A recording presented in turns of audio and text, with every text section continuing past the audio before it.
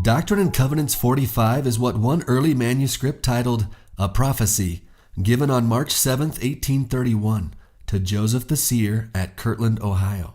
From the historical records, there is no clear event that precipitated this revelation or obvious question that Joseph asked to elicit this response from the Lord. So the backstory is unfortunately a little sparse. All we have by way of a preface to this section in Joseph Smith's history is this statement.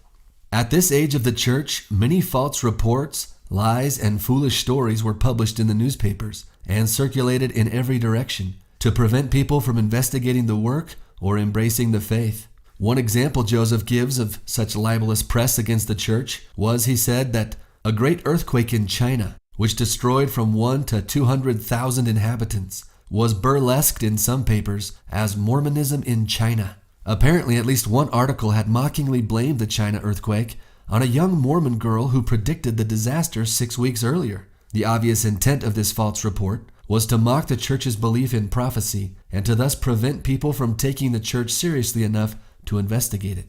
But, Joseph said, to the joy of the saints who had to struggle against everything that prejudice and wickedness could invent, I received the following.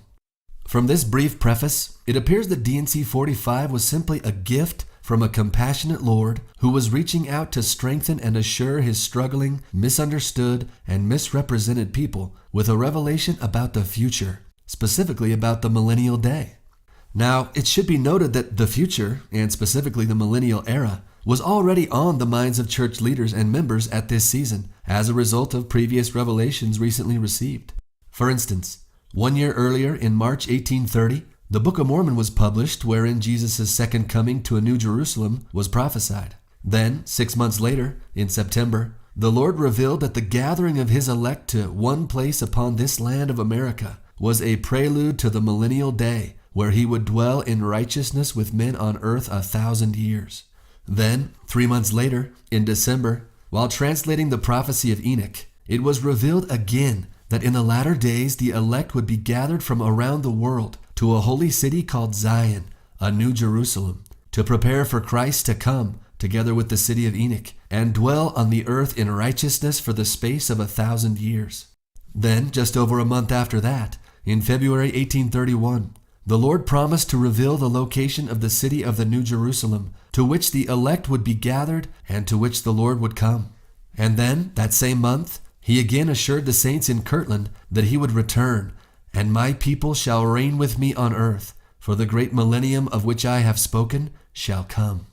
So suffice it to say that from these revelations, as well as from the 8 times in the last 6 months he said he would be coming soon or quickly, Jesus' return and millennial reign was firmly on the minds of church members when Section 45 was given in March of 1831. And it seems they were not just thinking about it, but were hungry to learn even more. So that's the backstory as we understand.